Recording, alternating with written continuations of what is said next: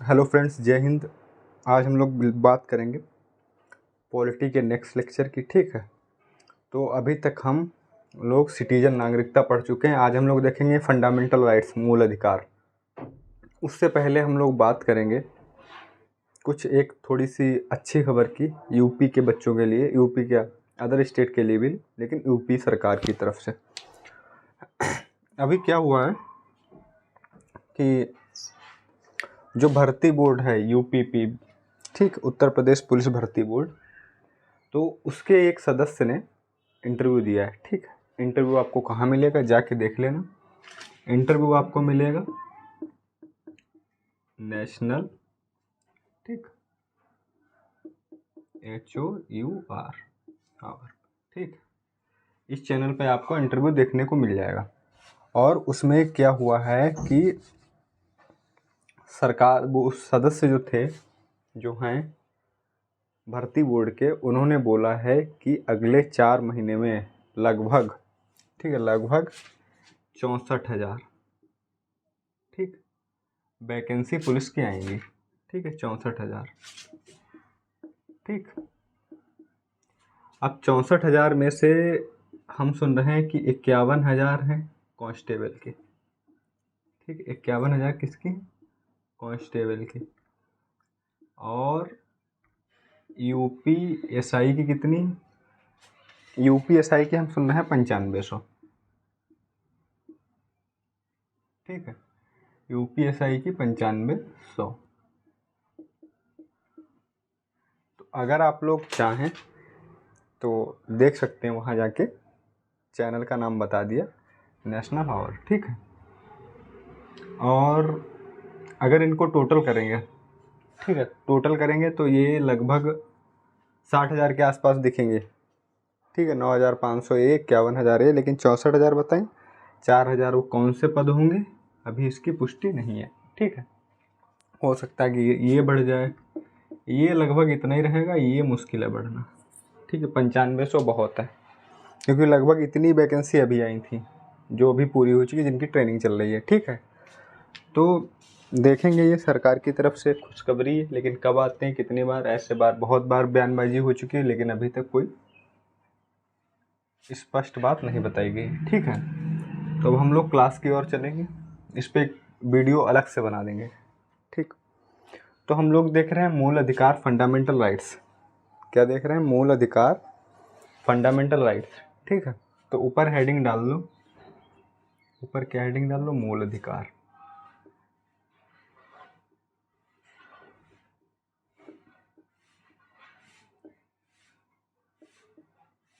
ठीक, आज हम लोग बेसिक समझेंगे, मूल अधिकार का इंट्रोडक्शन समझेंगे। ठीक है, मूल अधिकार की क्लास कम से कम 2-3 दिन चलेगी, बहुत अच्छे से विस्तृत समझेंगे। क्योंकि अक्सर हो क्या रहा है कि जो आजकल एग्ज़ाम हो रहे हैं, ठीक, उनमें कोई भी सब्जेक्ट हो, खासकर पॉलिटी का, खासकर जो पॉलिटी का है, वो क्वेश्चन जो पॉलिटी के आ रहे हैं उनका तरीका बदल गया है। ठीक है, क्वेश्चन पूछने का नज़रिया बदल गया है।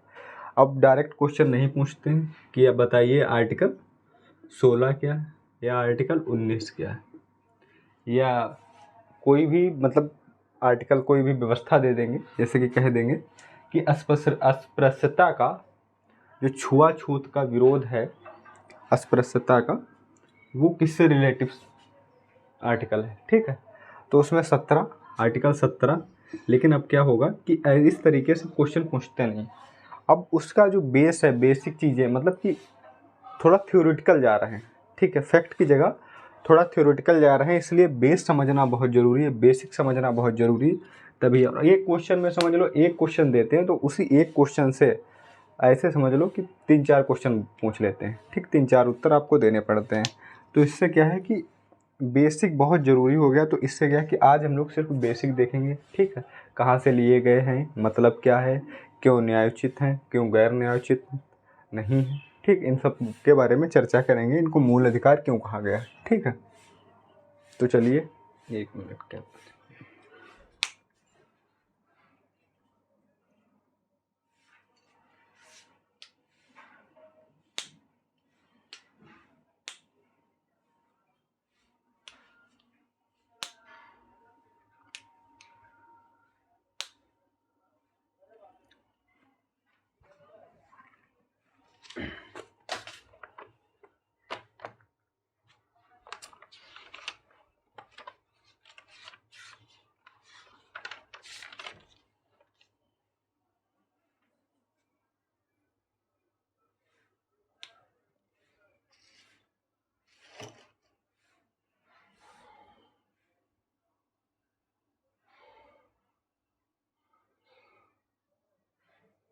ठीक।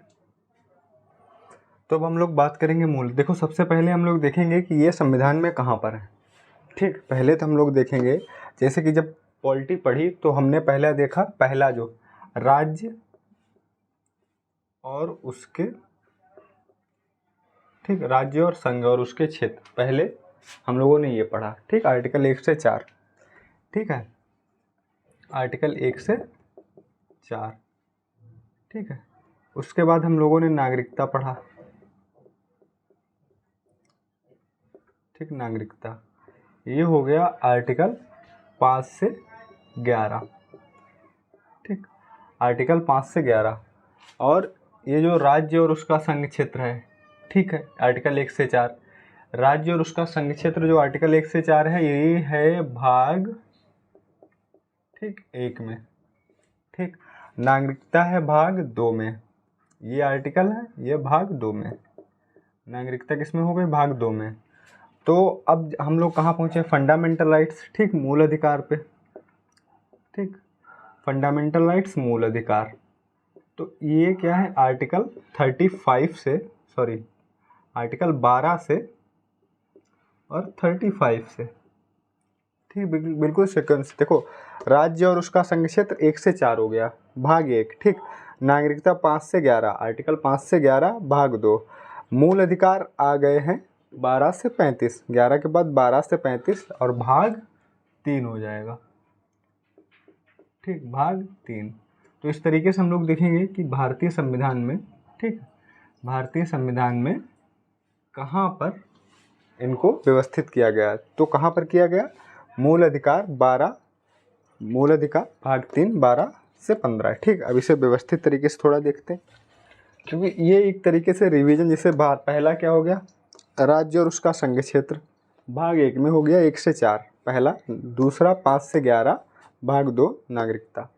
तीसरा फंडामेंटल राइट्स, मूल अधिकार 12 से 35 भाग 3। ठीक, अब क्या करेंगे? इसे हटाएंगे थोड़ा सा। ठीक, अब इसे हटाएंगे और यहाँ पे लिखेंगे सीधे सीधे, यहाँ पे इस तरीके से हेडिंग बनाएंगे और लिखेंगे कि मूल अधिकार कहाँ है? संविधान के भाग 3 में। ठीक, ये संविधान, ठीक, के भाग 3 में।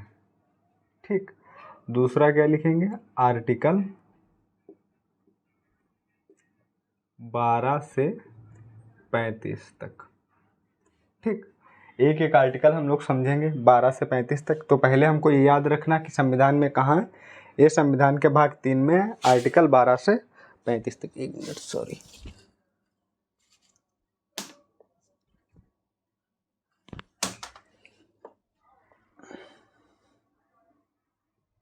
ठीक, तो 2 बातें हमने समझ ली। और तीसरा हम लोग पॉइंट देखेंगे कहाँ से लिए गए। तो कहाँ से लिए गए? अमेरिकी संविधान से। ठीक, कहाँ से लिए गए? अमेरिका के संविधान से।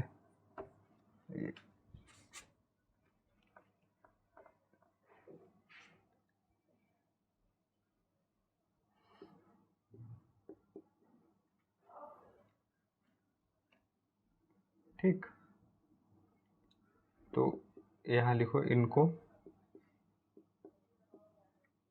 या मूल अधिकार को आप लिख लेना। ठीक है, इनको अमेरिका,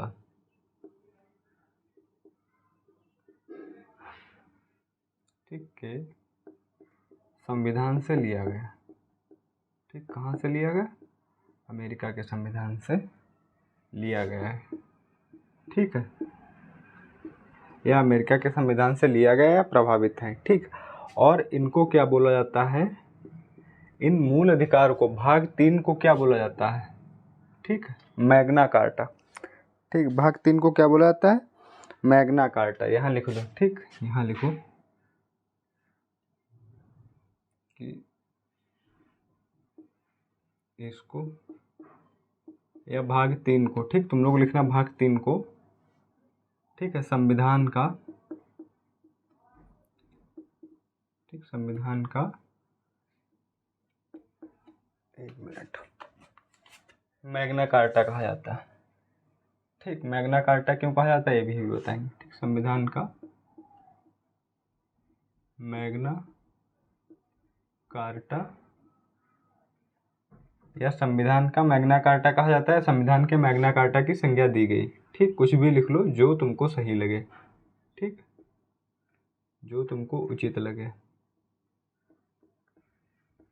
ठीक, देखो मैग्ना कार्टा का मतलब होता है कि विस्तृत, बहुत बड़ा अधिकार, बहुत बड़े अधिकार। ठीक, विस्तृत अधिकार। तो क्या हो गया, मैग्ना कार्टा का क्या हो गया, विस्तृत अधिकार लिख लो। इसका मतलब यही होता। दरअसल ये जो मैग्ना कार्टा शब्द है ये ब्रिटेन के संविधान से प्रभावित है। ब्रिटेन के संविधान, ब्रिटेन से क्यों प्रभावित है मैग्ना कार्टा, संविधान से नहीं, ब्रिटेन से, क्योंकि वहाँ जब, ठीक है, वहाँ जब राजतंत्र, वैसे वहाँ राजतंत्र अभी भी है, लेकिन जब अपने मतलब कि प्रारूप में था, वास्तविक रूप से था, जब चलता था, ठीक है, अभी तो सिर्फ एक मात्र का रह गया। तो वहाँ क्या था कि वहाँ के राजा जो अधिकार लोगों को विस्तृत क्षेत्र पे देता था उसको मैग्ना कार्टा कहते थे, इसीलिए ये मैग्ना कार्टा शब्द प्रचलित हो गया। ठीक, तो विस्तृत अधिकार मैग्ना कार्टा। तो अगर पूछ दिया जाए क्वेश्चन कि किस भाग को संविधान का मैग्ना कार्टा कहते हैं, तो हमारा आंसर क्या होना चाहिए कि भाग 3। ठीक, भाग 3 को संविधान का मैग्ना कार्टा कहते हैं। मैग्ना कार्टा का मतलब, मैग्ना कार्टा का मतलब होता है विस्तृत अधिकार। विस्तृत अधिकार मतलब मैग्ना कार्टा शब्द ब्रिटेन से हमको समझ में आता है कि वहाँ जब राजतंत्र वास्तविक रूप अपने प्रतिरूप में था तो क्या था कि अभी तो वहाँ नाममात्र का है। ठीक है, तो वहाँ क्या था कि वहाँ का जो राजा अधिकार, विस्तृत अधिकार देता था, तो उसको क्या बोला जाता था, मैग्ना कार्टा।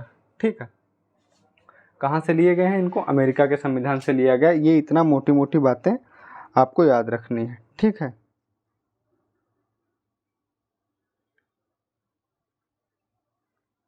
और ये क्या लिखना है, देखो एक बात तो सबको पता है कि ये न्यायोचित है, गैर न्यायोचित। ठीक, तो पहले तो लिखो फिर समझाते हैं। ठीक, ये अधिकार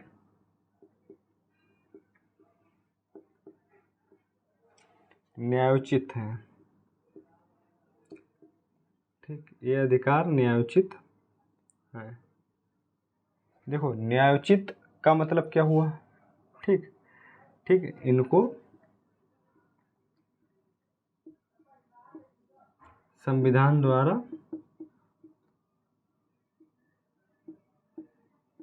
गारंटी दी गई है। ठीक, गारंटी दी गई है। देखो इनके लिए हम न्यायालय जा सकते हैं जब भी हमारे किसी मूल अधिकार का 12 से 35 तक किसी का भी, ठीक है, वैसे तो देखो जो सामान्य नागरिकों के पास मूल अधिकार हैं वो 13 से लेके 13 क्या, 13 भी सरकार के, 13 भी हटा दो, 14 से लेके और 30 तक, ठीक है, सॉरी 32 तक। ठीक, 32 भी हमारे पास ऐसा है कि ठीक क्या होगा कि ये जो है मोस्टली नागरिकों के पास है और हम लोग इनके लिए जा सकते हैं, आम नागरिक की बात करेंगे। ठीक है, वैसे यहाँ ध्यान रखना 12 से 35, देखो 12 में क्या है, 12 में राज्य की परिभाषा है, बताएंगे राज्य की परिभाषा। उसमें ये बताया गया कि राज्य किसे किसे बताया गया। राज्य की परिभाषा का मतलब राज्य के अंदर जैसे कोई सार्वजनिक उद्यम हो गया, ठीक है, या कोई सार्वजनिक संस्थान हो गया, उसका जब वो कोई हमारे अधिकार का हनन करेगा तब हम क्या होगा, तब हम उसके लिए कहाँ जा सकते हैं, न्यायालय जा सकते हैं। ठीक है, न्यायालय जाएंगे आर्टिकल 32 के तहत, आर्टिकल 32 के तहत। तो उसमें ये बताया गया है कि राज्य मतलब जो सार्वजनिक संस्थान है वो भी एक राज्य में आता है। तो कौन कौन से ऐसे संस्थान हैं, कौन कौन सी ऐसी जगह हैं, कौन कौन सी ऐसी जगह हैं जिनके लिए हम जा सकते हैं, न्यायालय जा सकते हैं, जिनके जो हमारे अधिकारों का हनन करेंगे। देखो निजी के लिए सिर्फ 1-2 हैं, वो भी निजी के लिए क्या है कि डायरेक्ट हम कहाँ नहीं जा सकते हैं, डायरेक्ट हम नहीं जा सकते हैं। एक 17 ऐसा है, ठीक, लेकिन उसमें भी आपको प्राथमिकता क्या देनी, जब इसका हनन होगा तो आप डायरेक्ट न्यायालय नहीं जाएंगे। हाँ, राज्य इसका हनन करेगा तब आप डायरेक्ट न्यायालय जाएंगे। ठीक, राज्य इसका हनन करेगा तब आप डायरेक्ट न्यायालय जाएंगे। अगर कोई निजी व्यक्ति करेगा निजी व्यक्ति करेगा तो आप डायरेक्ट न्यायालय नहीं पहुंच पाएंगे। पहले आप राज्य के पास इसकी शिकायत करेंगे, ठीक है, राज्य के पास इसकी शिकायत करेंगे। उसके बाद जब राज्य नहीं सुने तब आप क्या होगा, तब आप न्यायालय जा सकते हैं, ठीक, तब आप न्यायालय जा सकते हैं। तो पहले क्या होगा, आपको राज्य को बताना पड़ेगा। राज्य मतलब जो प्राथमिक, जैसे कि ऐसे यहाँ राज्य का मतलब आप सीधे पुलिस समझो, ठीक है। इसके लिए एक एक्ट भी बनाया गया है, ठीक है, नागरिक सुरक्षा अधिनियम 1955। उसके बाद 1976 में उसका नाम बदल दिया गया, कल बताएंगे उसके बारे में, ठीक है। पहले आज यहाँ समझते हैं। तो क्या है कि जो निजी व्यक्तियों के खिलाफ संविधान में जो मूल अधिकार हैं वो बहुत कम है, क्योंकि इनका जो उद्देश्य है, संविधान के मूल अधिकारों का उद्देश्य है कि कानून की व्यवस्था, कानून की सरकार स्थापित करना, ना कि व्यक्ति की। कोई भी राज्य या कोई भी केंद्र सरकार या राज्य सरकार ऐसे कानून ना बनाए जिससे नागरिक के अधिकार प्रतिबंधित हों, ठीक है। अगर वो अधिकार प्रतिबंधित होंगे, वो उसकी बौद्धिक क्षमता, भौतिक क्षमता, ठीक है, उसकी आर्थिक क्षमता का विकास होने में बाधित हैं, कोई भी कानून बाधित है, तो आप डायरेक्ट कहाँ जाएंगे, सुप्रीम कोर्ट जाएंगे, ठीक है। सुप्रीम कोर्ट जाने का अधिकार हमको कहाँ मिला, सीधे संविधान ने दिया है, ठीक। किसने दिया, संविधान ने दिया। ये यहाँ पे देखो न्यायोचित है, ठीक, आर्टिकल 32 के तहत, आर्टिकल 32 के तहत, ठीक। दूसरी बात पता है, एक बात, एक क्वेश्चन याद रखना, इसे बाद में लिखाएंगे लेकिन अभी सिर्फ बता रहे हैं, ठीक।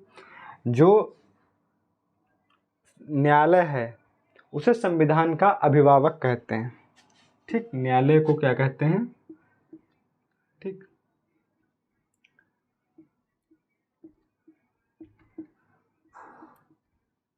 संविधान का अभिभावक,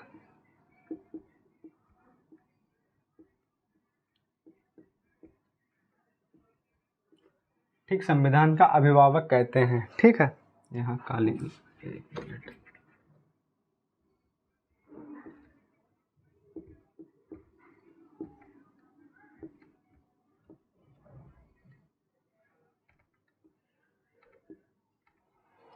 न्यायालय संविधान का अभिभावक है, ठीक है, कहते हैं या है, जो लिख लेना जो तुमको उचित लगे, ठीक है।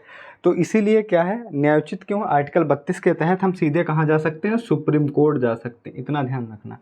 हालांकि आर्टिकल 226 के तहत हम हाई कोर्ट भी जा सकते हैं, और प्राथमिकता जो हमको है, हालांकि संविधान ने ऐसा किया क्योंकि कई बार सुप्रीम कोर्ट ने भी बोला है कि पहले आप वहाँ जाएँ, हाई कोर्ट जाएँ अपने, ठीक।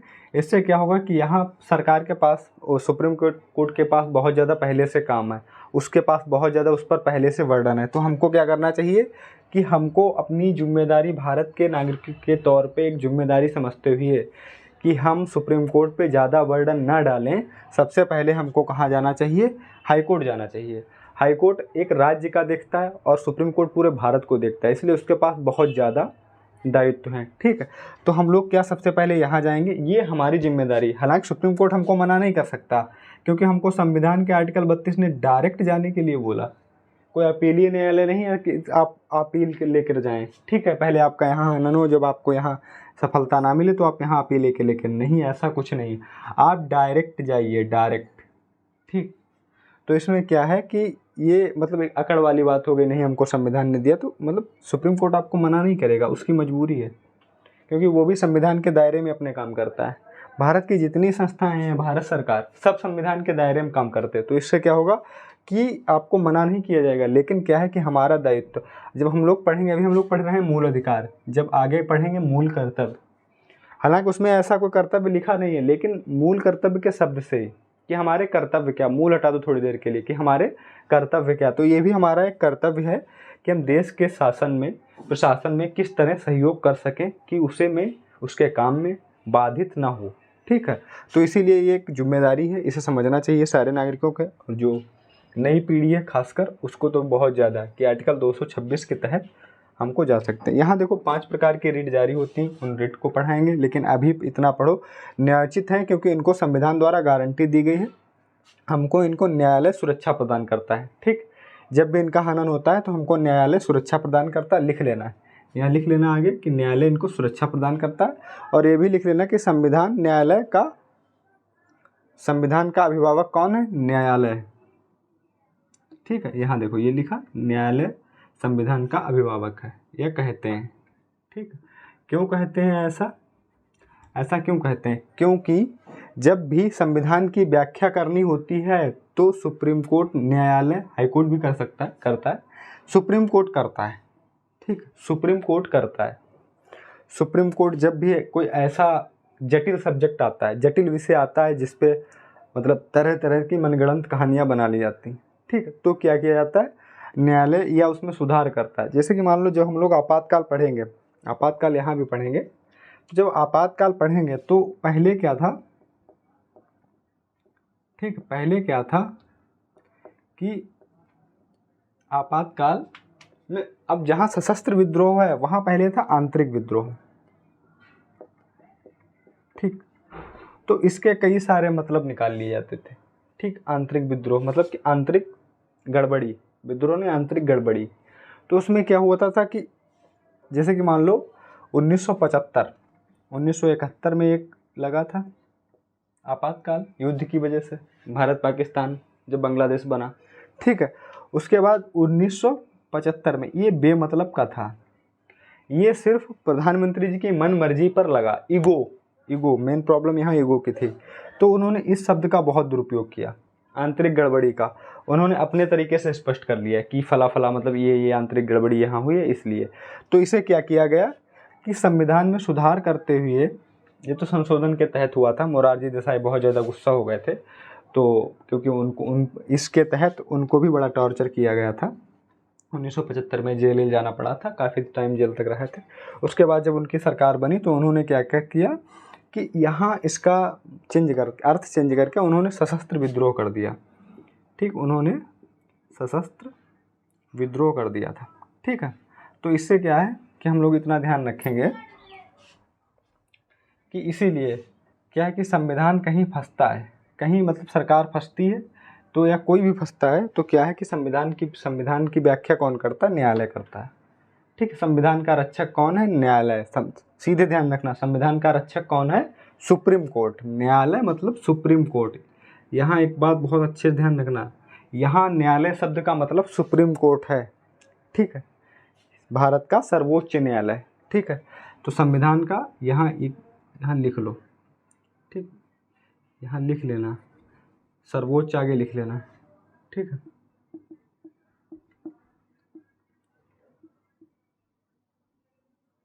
ठीक है, सर्वोच्च न्यायालय।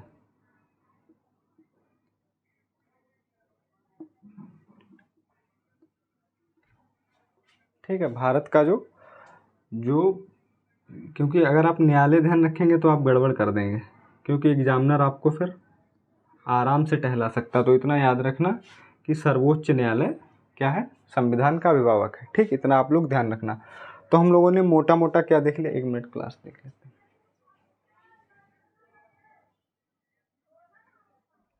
काफ़ी टाइम लगा दिया।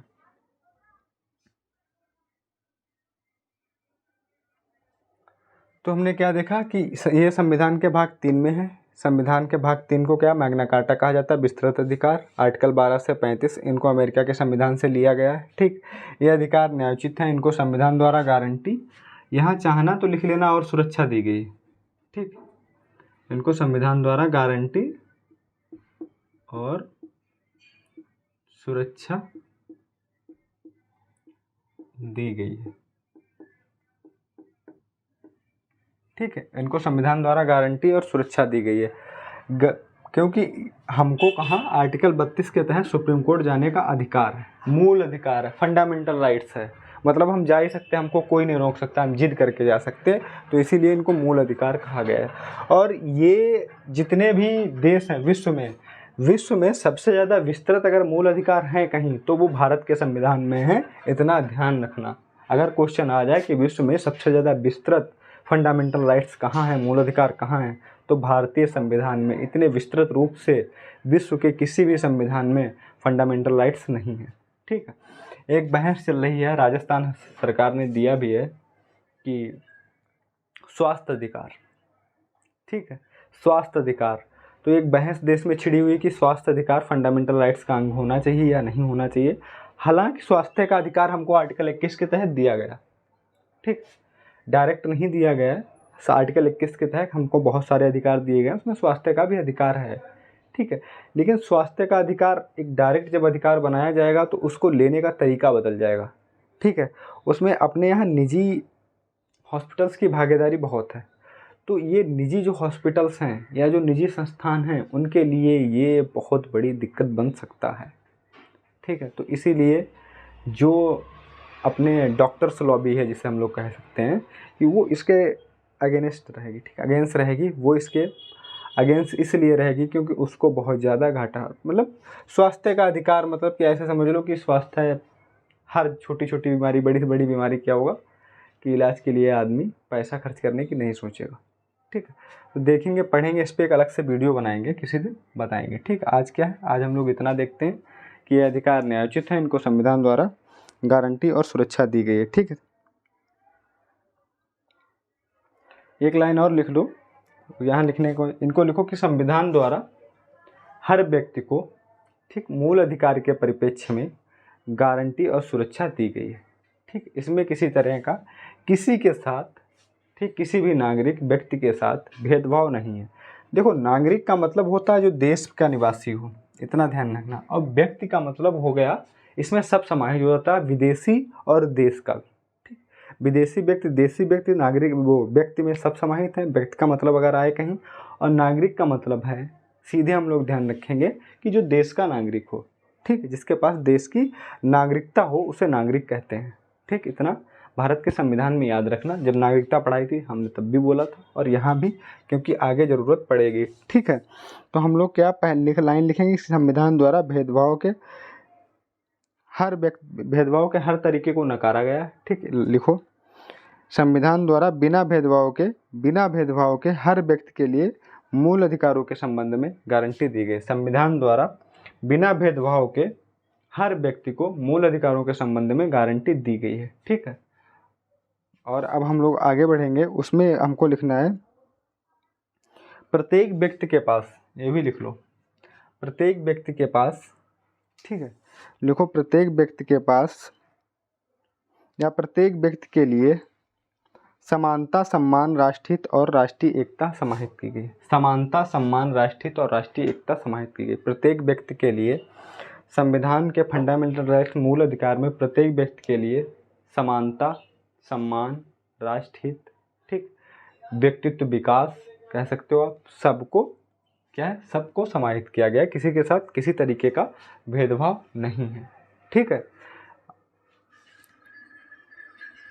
और एक बहुत मतलब कि इम्पोर्टेंट बात है कि जो संविधान है, ठीक है, ये संविधान जो है देश में, जैसे कि मान लो जब यहाँ के बाद हम लोग आर्टिकल भाग 5-4 पढ़ेंगे, ठीक है। भाग 4 में क्या है, सबको लिंक करके पढ़ना पड़ेगा। अगर लिंक करके नहीं पढ़ेंगे तो दिक्कत हो जाएगी। भाग 4 में है DPSP, मतलब कि नीति निर्देशक तत्व, ठीक, राज्य के नीति निर्देशक तत्व। ये क्या है, ये भी अधिकार ही हैं, ये भी अधिकार हैं, लेकिन ये क्या है, ये न्यायोचित नहीं है, ठीक, ये न्यायोचित नहीं है, ये न्यायोचित नहीं है। लेकिन इनके साथ क्या हुआ है, और ये न्यायोचित है, तो इनको कंपेयर करके पढ़ना थोड़ा सा ज़रूरी हो जाता है, क्योंकि ऐसा कर देंगे कि एक ही साथ आपके लिए। तो यहाँ क्या है कि अगर यहाँ देखेंगे, मतलब कि DPSP भाग 4 में देखेंगे, तो यहाँ हमको आर्थिक, ठीक, आर्थिक और सामाजिक, इकोनॉमिक और सोशलिस्ट, ठीक, आर्थिक और सामाजिक, ये 2 लोकतंत्रों का विकास के लिए बताया गया। आर्थिक और सामाजिक लोकतंत्र के विकास के लिए ये आदर्श परिस्थितियां पैदा करते हैं, बनाते हैं, भाग 4, ठीक। लेकिन अगर हम लोग राजनीतिक लोकतंत्र की बात करेंगे, ठीक है, तो राजनीतिक लोकतंत्र के उद्देश्य कहाँ से पूरे होते हैं, तो याद रखना, राजनीतिक लोकतंत्र के उद्देश्य हमको मूल अधिकार, ये बात बहुत इम्पोर्टेंट है।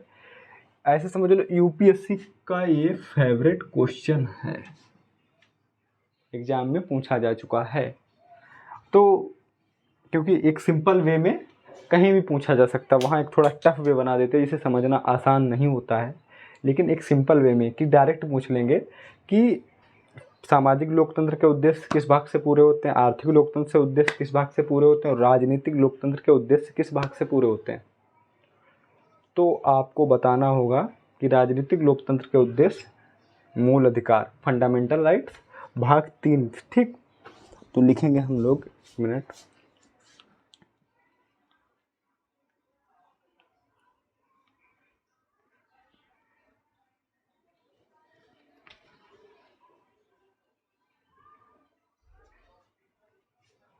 ठीक, हटा देते हैं, सीधे लाइन लिखते हैं। देखो यहाँ लिखो मूल अधिकार,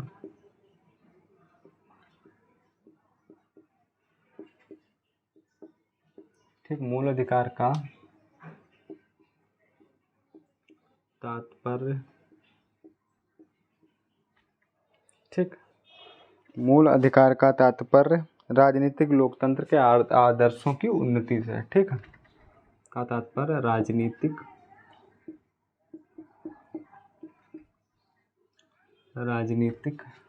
ठीक लोकतंत्र,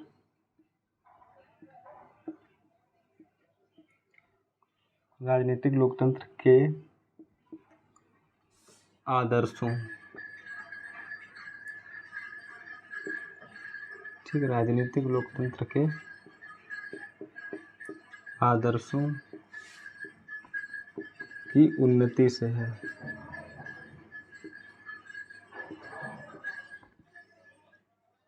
ठीक, मूल अधिकार का तात्पर्य राजनीतिक लोकतंत्र के आदर्शों की उन्नति से है।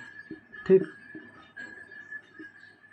इतना लिख लो, मूल अधिकार का तात्पर्य राजनीतिक लोकतंत्र की उन्नति से है। ठीक है, ये देश के में व्यवस्था बनाए रखने एवं राज्य के कठोर नियमों के खिलाफ नागरिक को सुरक्षा प्रदान करते हैं। ठीक, इनका क्या काम है अभी हम लोग लिखाएंगे। पहले इतना देखो कि मूल अधिकार का तात्पर्य राजनीतिक लोकतंत्र से, देखो यहाँ राजनीतिक लोकतंत्र से है। अगर यही क्वेश्चन दे दें सामाजिक लोकतंत्र, आर्थिक लोकतंत्र, तो वो उद्देश्य कहाँ से पूरे होते हैं, भाग 4। ठीक, भाग 4 राज्य के नीति निर्देशक तत्व से। ठीक, आर्थिक और सामाजिक लोकतंत्र। लेकिन राजनीतिक लोकतंत्र के लिए कौन सुरक्षा प्रदान करता है, या राजनीतिक लोकतंत्र कहाँ से प्रभावित होते हैं, किसी तरीके से पूछ सकते हैं। तो मूल अधिकार भाग 3। ठीक, इतना ध्यान रखना है। तो और यहाँ हमको क्या करना है कि जो मूल अधिकार हैं वो हमको क्या करते हैं कि व्यक्तियों को सरकार के द्वारा बनाए गए कठोर नियमों से सुरक्षा प्रदान करते हैं। और देश में, लिख लो, ऐसे लिखो, यहाँ नहीं लिखेंगे, देखो टाइम वैसे बहुत कम है, गर्मी बहुत है, फैन चला नहीं सकते। ठीक है, लिखो फटाफट, पहले इतना नोट डाउन करो फिर लिखो।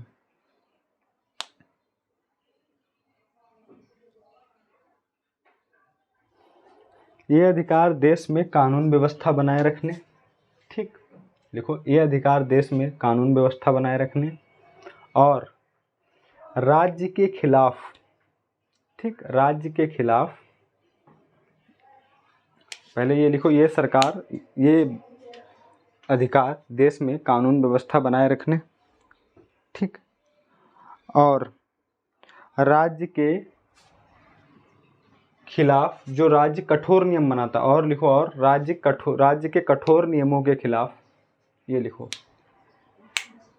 ये अधिकार देश में कानून व्यवस्था बनाए रखने और राज्य के कठोर नियमों के खिलाफ, और राज्य के कठोर नियमों के खिलाफ व्यक्ति को सुरक्षा प्रदान करते हैं। कठोर नियमों का, जैसे कि कोई भी राज्य कानून बनाता है किसी तरीके का, ठीक है, तो उसमें क्या होगा कि वो कोई भी ऐसा कानून ना हो जो व्यक्ति के भौतिक, बौद्धिक या किसी भी तरीके के विकास को या किसी भी तरीके की आज़ादी को, जो नेचुरल, नैसर्गिक न्याय जिसे हमको, ठीक, नैसर्गिक स्वतंत्रता कहते हैं, ठीक है, वो जो उसका हनन होगा। ठीक है, जैसे आपको रात को सो रहे हैं, आपको सरकार द्वारा परेशान किया जाता है जिसमें आपकी कोई भी गलती नहीं है, ठीक है, या आप कहीं जा रहे हैं रास्ते में, आप अपनी साइड में हैं लेकिन आपको मना किया जा रहा है कि आप इसके आगे नहीं जा सकते। ये तभी हो सकता है जब कोई ऐसी अनहोनी हो जाए या कोई ऐसा उद्देश्य हो सरकार का जो पॉजिटिव वे से पूरे समाज को प्रभावित करे, तो ऐसा हो सकता है कि आपको रोका जा सकता जाने के लिए।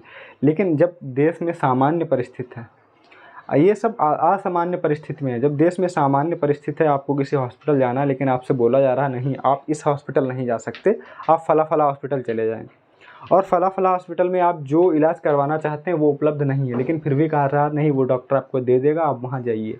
तो क्या है कि इस तरीके के जब कानून या कोई भी नियम बनाए जाएं सरकार द्वारा, तो क्या होगा, फिर क्या होगा, इसे तो कहते हैं कि नैसर्गिक स्वतंत्रता का हनन। ठीक है, या आपको सोने नहीं रात में दिया, आपको मतलब कि 6 घंटे की नींद आपको रात में लेनी है, 7 घंटे की नींद लेनी है, लेकिन आपसे कहा जा रहा है कि नहीं आप जो है 12 से 6 तक जगेंगे, आपको छत पे बैठना है। ठीक, आप नहीं सो सकते, और फिर आपको सुबह 8 बजे से रात को 7 बजे या 5 बजे तक आपको काम पे जाना शाम को। ठीक है, तो इससे क्या होगा, ये भी नैसर्गिक स्वतंत्रता है, उसका हनन ही है। तो इसीलिए क्या बोला गया है कि कोई भी ऐसे कठोर नियम अगर राज्य बनाए तो उसके खिलाफ हमको मूल अधिकार फंडामेंटल राइट्स जो हैं सुरक्षा प्रदान करते हैं, उनके लिए हम आर्टिकल 32 के तहत सीधे सुप्रीम कोर्ट जा सकते हैं। हालांकि हम लोग सीधे सुप्रीम कोर्ट की जगह अपने कर्तव्यों का निर्वहन करते हुए हमको कहाँ जाना चाहिए, हाई कोर्ट जाना चाहिए। ठीक है, तो पहले हमको 3-4 बातें ये मोटी मोटी यहाँ याद कर लेनी है, लिख लेनी है। ठीक है, एक बात और लिख लो चाहो, इन कानूनों का उद्देश्य या इन प्रावधानों का उद्देश्य, कानून इन प्रावधानों का उद्देश्य देश में कानून की व्यवस्था स्थापित करना। कानून बोले तो जो संविधान के अकॉर्डिंग व्यवस्था स्थापित करना, ना कि किसी व्यक्ति की। ना लिखो, इस भाग या इस मूल अधिकार, इन मूल अधिकारों के तहत देश में कानून की व्यवस्था स्थापित करना, ना कि व्यक्ति की। व्यक्ति की मतलब कि किसी एक व्यक्ति का अधिकार नहीं, जो उसने सोचा वो होना चाहिए, ऐसा कुछ नहीं। जो भी व्यक्ति भारत की गद्दी पर बैठेगा उसको संविधान के अकॉर्डिंग काम करना है, उसके अपने मुताबिक काम नहीं करना है। ठीक, वो अपने अकॉर्डिंग कोई भी कार्य नहीं कर सकता। ठीक, अपने विवेक से कार्य करेगा, स्वविवेक से कार्य करेगा, लेकिन वो उसमें अपनी तानाशाही नहीं कर सकता। कोई भी ऐसा कदम नहीं उठा सकता है जो भारतीय जनता के लिए सही नहीं है या जो संविधान के अकॉर्डिंग नहीं है। और संविधान में कुछ और लिखा, आप कुछ और कर सकते, तो ऐसा नहीं हो सकता है। तो इसीलिए एक व्यक्ति की सरकार की क्या होगा, एक व्यक्ति, जब आपातकाल पढ़ाएंगे तो इस पर अच्छे से चर्चा करेंगे कि व्यक्ति का राज नहीं हो सकता, किसी एक व्यक्ति की नहीं चल सकती, आपको संविधान के अकॉर्डिंग चलना पड़ेगा। भारत में संविधान सर्वोच्च है। ठीक है, तो हमको एक ये लाइन लिख लेनी है कि भारत में, ठीक है, इन प्रावधानों का उद्देश्य कानून की सरकार बनाना है, ना कि व्यक्ति की। ठीक है, ये तो एक लाइन ये लिख लेनी है हमको, समझ गए। उसके बाद मूल अधिकार इसलिए भी मूल हैं कि व्यक्ति के चहुमुखी विकास के लिए, ठीक है, कि व्यक्ति के चहुमुखी विकास के लिए क्या है, जिम्मेदार हैं। ठीक है, तो इस मूल अधिकार इसलिए भी मूल हैं कि व्यक्ति के चहुमुखी विकास के लिए जिम्मेदार हैं। ठीक है, ये भी लिख लो, जिम्मेदार लिख लो या आवश्यक लिख लो, व्यक्ति के चहुमुखी विकास के लिए आवश्यक है। ठीक है, एक लाइन ये भी लिख लो, मूल अधिकार इसलिए भी मूल हैं कि व्यक्ति के चहुमुखी विकास के लिए आवश्यक है। ठीक, अब चहुमुखी विकास आप ब्रैकेट में चाहो लिख लो।